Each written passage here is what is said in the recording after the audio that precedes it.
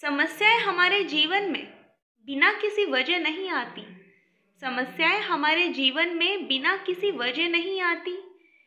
उनका आना इशारा है कि हमें अपने जीवन में कुछ बदलना है।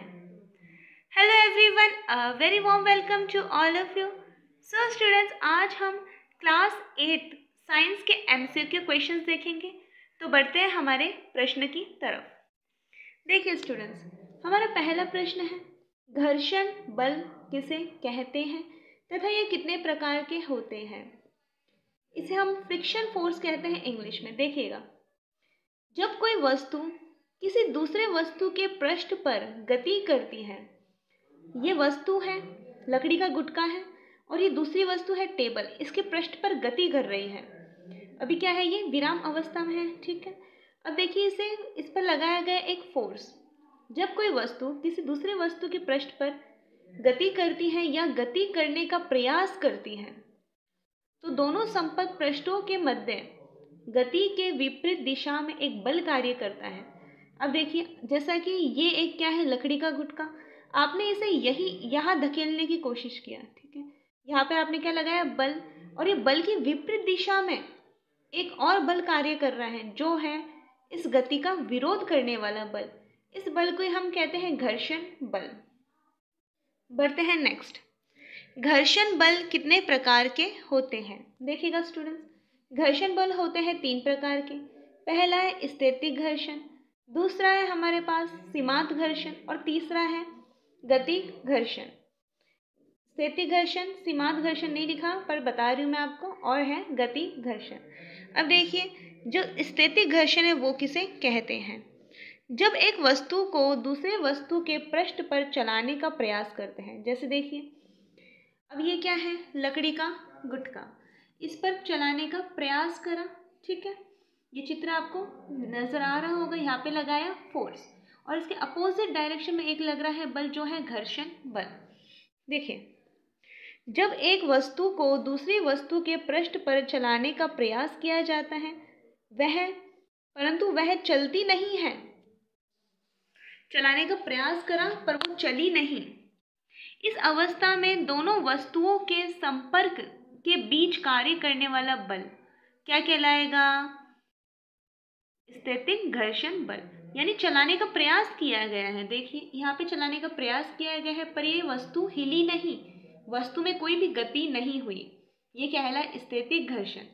बढ़ते हैं हमारे नेक्स्ट। इससे पहले हम जानेंगे स्थैतिक घर्षण को हम Fs यानी फ्रिक्शन स्थैतिक से दर्शाते हैं, Fs से दर्शाते हैं।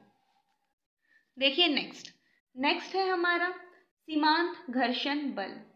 जब एक वस्तु को किसी दूसरे वस्तु के पृष्ठ पर चलाने का प्रयास किया जाता है तो वह वस्तु चलने वाली होती है, चलने की रेडी होती है पर चलती नहीं है। अब देखिए, स्थैतिक घर्षण में चलती नहीं है, इसमें क्या हो रहा है, चलने वाली ही होती है, तो उस घर्षण को सीमांत घर्षण कहते हैं। इसे हम Fs मैक्स यानी मैक्सिमम से दर्शाते हैं। स्थैतिक में क्या था, वस्तु विराम अवस्था में है तो विराम में ही रहेगी, चलेगी नहीं। और इसमें क्या है, सीमांत में गति नहीं हो रही है पर चलने वाली जैसी है, चल नहीं रही, चलने वाली जैसी है। बढ़ते हैं नेक्स्ट है हमारा गति घर्षण। अब देखिए, इसमें चलने वाली थी और इसमें क्या हो जाएगी, गति हो जाएगी, वस्तु में गति आ जाएगी, इसलिए इसका नाम क्या है, गति घर्षण, जिसे हम काइनेटिक फ्रिक्शन फोर्स भी कहते हैं।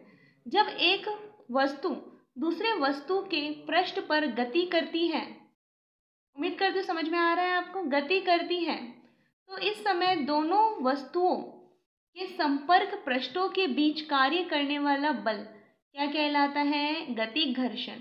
यानी वस्तु गति करने लग गई, इसे हम Fk अर्थात फ्रिक्शन काइनेटिक फ्रिक्शन से दर्शाते हैं, Fk से दर्शाते हैं। बढ़ते हैं हमारे नेक्स्ट क्वेश्चन की तरफ। देखिए, हमारा नेक्स्ट क्वेश्चन है, प्रकाश का परावर्तन किसे कहते हैं। अच्छा समझिएगा, बहुत ही ज़्यादा इंटरेस्टिंग है। साइंस अपने आप में बहुत ही ज़्यादा इंटरेस्टिंग टॉपिक है। देखिए, ये एक किरण है, ये टकरा रही है किससे, एक सतह से, समतल सतह से, और वापस उसी ही दिशा नहीं माध्यम में लौटती है। ये हवा है, ये क्या है, जल है, ऐसा समझ लीजिएगा। जैसा कि हमें पता है प्रकाश की चाल निर्वात में ज़्यादा होती है, अर्थात वायु में ज़्यादा होती है। ये वायु है और ये जल है।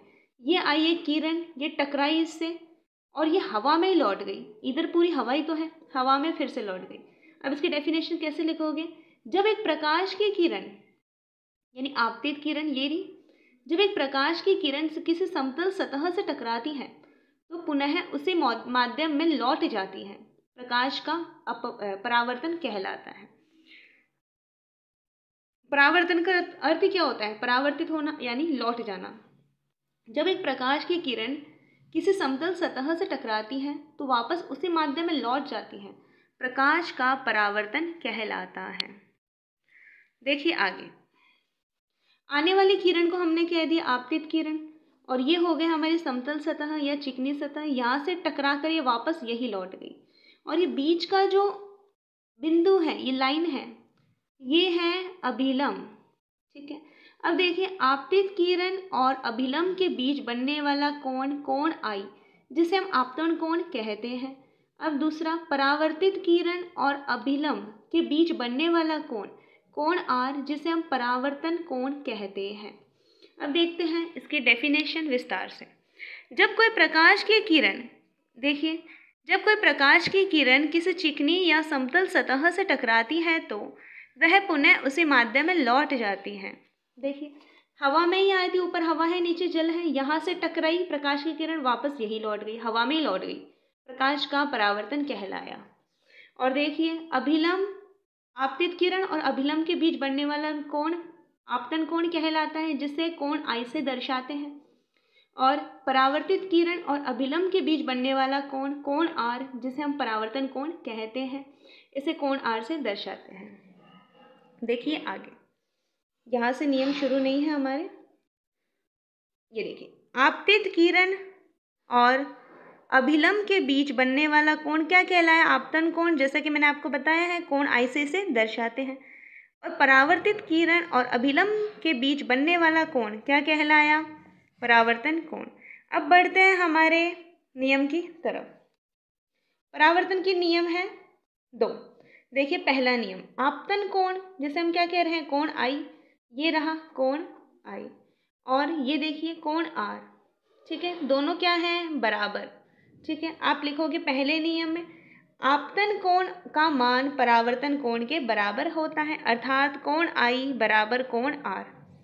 नेक्स्ट नियम परावर्तन का, देखिए, आपतित किरण, परावर्तित किरण तथा अभिलंब तीनों एक ही बिंदु पर स्थित होते हैं। अब यहाँ देखिएगा डायग्राम, आपतित किरण आ रही है, यहाँ आई। ठीक है, परावर्तित किरण यहाँ से शुरू हुई। ठीक है, और अभिलंब तीनों क्या है? एक ही बिंदु पर है। आपतित किरण, परावर्तित किरण और अभिलंब तीनों एक ही बिंदु पर स्थित होते हैं। अब देखते हैं हम प्रकाश के परावर्तन के उदाहरण। देखिए, इसका उदाहरण ये है, जब आप किसी बंद कमरे में प्रवेश करते हो तो आपको चारों तरफ अंधेरा ही नजर आता है, यानी कुछ भी दिखाई नहीं देता। और जैसे ही आप लाइट चालू करते हो तो आपको रोशनी नजर आती है। देखिए, अंधेरे कमरे में प्रवेश करने पर कुछ भी दिखाई नहीं देता है, लेकिन एक बार जब आप रोशनी चालू करते हो तो आपको सब कुछ दिखाई देता है। सो स्टूडेंट्स, आपको समझ में आया होगा, उम्मीद करती हूँ मैंने बहुत ही ज़्यादा इजी वे में समझाने की कोशिश की है। यह आपको एग्ज़ाम में देखने को मिल सकता है, ये इंपॉर्टेंट क्वेश्चंस में से ही एक है। सो आज के लिए बस इतना ही, फिर मिलते हैं नेक्स्ट क्लास में।